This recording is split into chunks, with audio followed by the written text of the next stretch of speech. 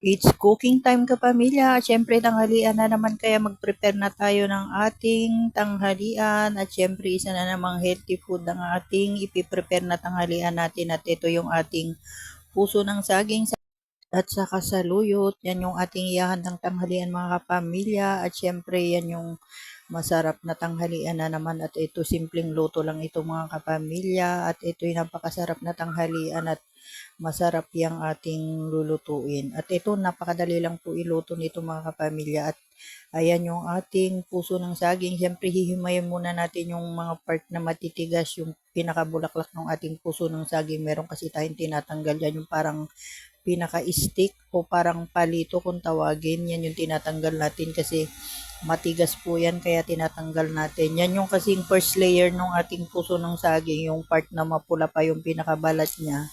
Tinatanggal natin yun at ang tinitira lang natin yung pinakamaputi na part ng pinakapuso. Kaya ayan yung pinakalaman naman niya, yung mga saging na maliliit o bulaklak ng puso ng saging. Kaya yun yung tinatanggal natin at iniisa-isa natin tanggalin kasi matigas din yan. Kaya ayan at linisin muna natin. Pero alam niyo ba kapamilya na yung puso ng saging ay maraing luto dyan na masarap gawin at isa yung pinakamasarap na lutuin dyan yung sisig.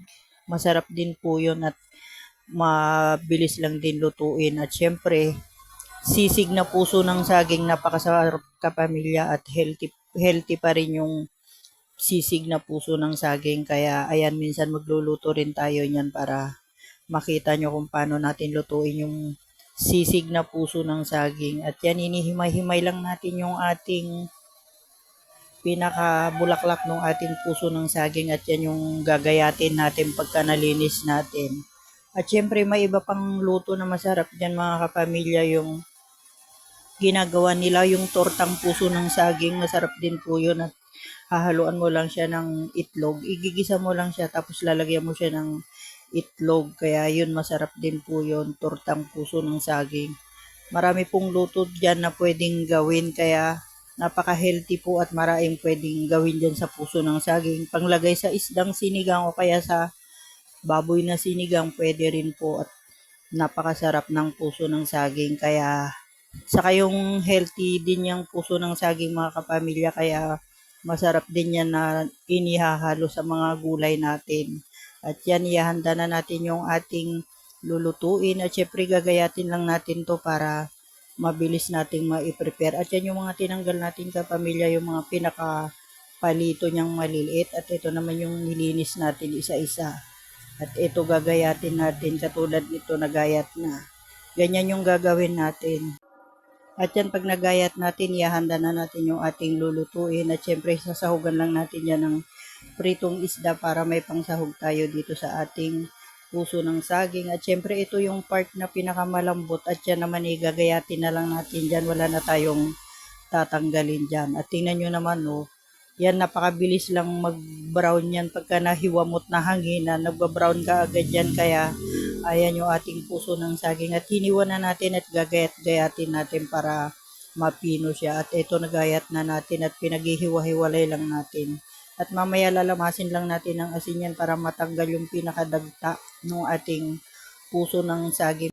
At ayan, at ihahanda na natin yung ating lulutuin. At yan naman yung napakabilis lang lutuin at masarap yan mga kapamilya. Kaya yan yung ihahanda natin. At tingnan nyo naman yung ating puso ng saging at medyo marami-rami itong iluluto natin mga kapamilya. Haluan natin to ng saluyot saka yung ating pritong isda. Pakakuluan lang natin sa bagoong. At syempre meron tayong talbos ng sampalok na ihahalo para yung ating gulay may pang-asim. Kaya kumuha tayo ng sampalok at ihahalo din natin yan pagka naluto na yung ating gulay. Kasi yung ating sampalok iuhuli na natin ilagay pagka naluto yung ating gulay. At ito na yung ating saluyot saka yung ating ginayat na puso ng saging at ayan may sampalok na talbos tayong kinuha. Meron kasi tayong tanim na talbos ng sampalok dito sa libot kaya yan yung kinuha natin. Yan yung kinukuha natin pang-asim sa ating gulay at yan masarap yung sariwang talbos ng sampalok. Yan ang pang-aasim natin. Kaya maganda rin pagka may pananim tayong ganito at yan andyan lang sa paligid mo yung pang-asim meron na tayong makukuha. Kaya ayan, ihanda na natin yung ating lulutuin at syempre masarap ito at pakukuluan na natin yung ating sahog dito sa konting tubig lang sa kabagoong. At yan, pagka kumulo, ilalagay na natin yung ating mga gulay, syempre yung ating saluyot, saka yung puso ng saging. Napakabilis lang po nitong lutuin mga kapamilya at yan, ilagay na rin natin yung puso ng saging na ginayat. At yan, pag napakuluan mabilis lang yan maluto at luto na yan. Saka natin ilalagay yung ating talbos ng sampalok pagka yan naluto at yan ilagay na natin para yung ating ulam masarap. Kasi masarap pagka medyo may asim yung ating nilutong gulay. Kaya ayan yung ating gulay at syempre ayan luto na mga kapamilya at ready na tayo sa tanghalian at healthy food na naman yung ating pananghalian. Kaya ayan po yung ating tanghalian mga kapamilya. Isa na naman.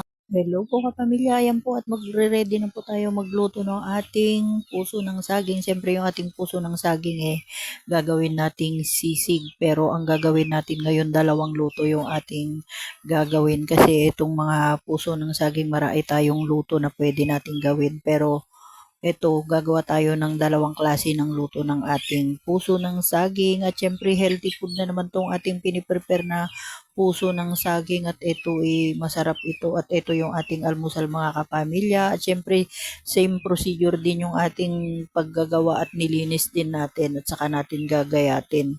Ayan at yung ating puso ng saging gagayatin na natin para maihanda na natin. Ayat yung puso ng saging mga dalawang piraso at ito hinihimay lang natin at lalamasin din natin ng asintong puso ng ating saging. Kaya ayan at ihanda lang muna natin at masarap ito mga kapamilya ha.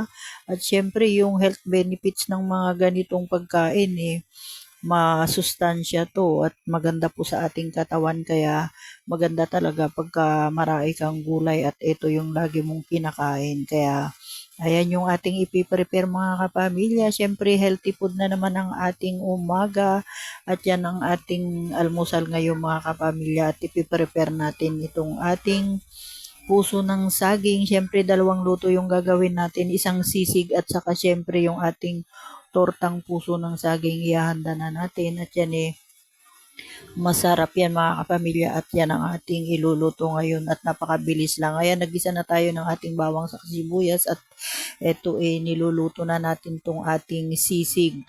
Sisig na puso ng saging. Siyempre naggayat din tayo ng mga siling green dyan at hinalo natin kasi mas masarap pag medyo may anghang ng konti yung ating sisig. Kaya ayan yung ating niluto. Siyempre ayan yung puso ng saging napakabilis lang din lutuin yan kaya maganda pagka ganito yung ating gulay at yan luto na at nagsahog lang tayo dyan nung pritong isda yung sinahog natin dyan sa ating puso ng saging na sisig at syempre ito naman yung ating susunod na lulutuin syempre yung ating tortang puso ng saging at ito ano na tayo ng itlog para isunod naman natin yung ating tortang puso ng saging at ayan yung ating tortang puso ng saging at tingnan nyo naman mga kapamilya. Ito naman napakabilis lang din lutuin parang nag-fry ka lang din ng egg kasama yung puso ng saging. Nung naghalo tayo ng itlog, isinabay na natin yung nagisa na. Nagisa na yung puso ng saging at may timpla na rin po yun. Kaya yung egg natin, di na rin natin tinimplahan at hinalo lang natin. At ayan na, luto na yung ating tortang puso ng saging o di po ba napakasimple at napakabilis lang din lutuin ng mga ganyang ulam at syempre masarap na healthy pa yung ating pagkain. Kaya ayan yung ating niluto. Bali dalawang klase po, isang sisig na puso ng saging at syempre tortang sisig ay tortang puso ng saging. O di po ba? Ganyan kabilis yung ating pagluluto at masarap po yung mga kapamilya. Ayan yung ating ulam at yan yung ating almusal ngayong mga kapamilya at masarap itong ating puso ng saging kaya isa na namang healthy food ang ating pagkain ngayong araw at syempre